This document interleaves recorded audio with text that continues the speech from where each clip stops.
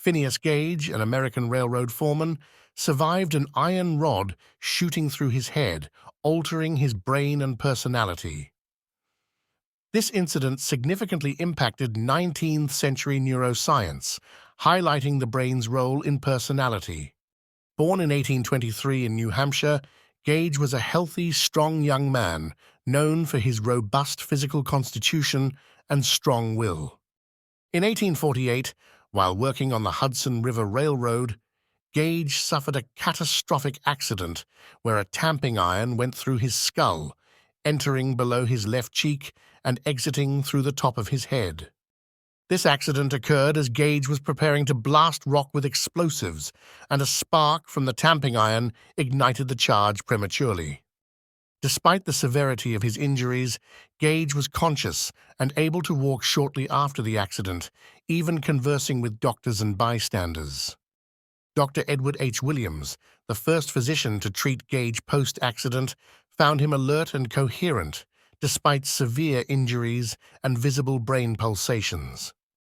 Dr. John Martin Harlow took over Gage's care, cleaning the wound and managing his immediate treatment, which included addressing severe hemorrhaging and brain protrusion. Gage's recovery was marred by infections and complications, including periods of delirium and semi-comatose states, but he eventually regained some degree of normal function. Over time, reports emerged suggesting significant changes in Gage's personality and social behavior, indicating that the brain injury had impacted his mental faculties and emotional disposition. Phineas Gage's case became a seminal example in medical studies, particularly in understanding the brain's role in personality and cognitive function. Gage's ability to function relatively normally, even after such a traumatic injury, fascinated and puzzled the medical and scientific community. He worked as a stagecoach driver in Chile for several years, a job that required social interaction and responsibility, suggesting some recovery of his social skills. Gage's story is often cited in discussions about neuroplasticity and the brain's ability to adapt to injuries. The exact path of the iron rod, as well as the extent of the brain damage, was meticulously documented by Dr. Harlow, providing valuable insights for medical science.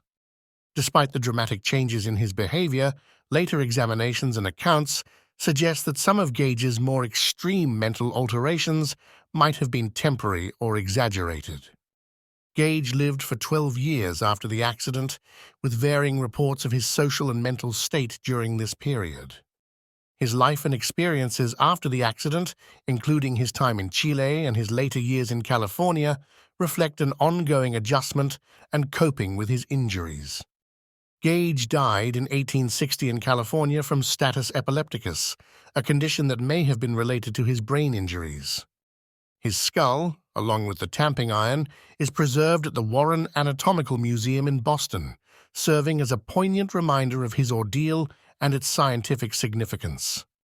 Phineas Gage's story has entered popular culture and is frequently referenced in discussions about neuroscience, psychology, and the history of medicine.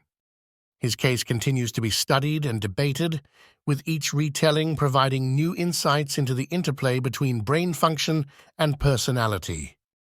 The legacy of Phineas Gage underscores the importance of brain research and the ongoing quest to understand the complex relationship between physiological brain damage and psychological changes.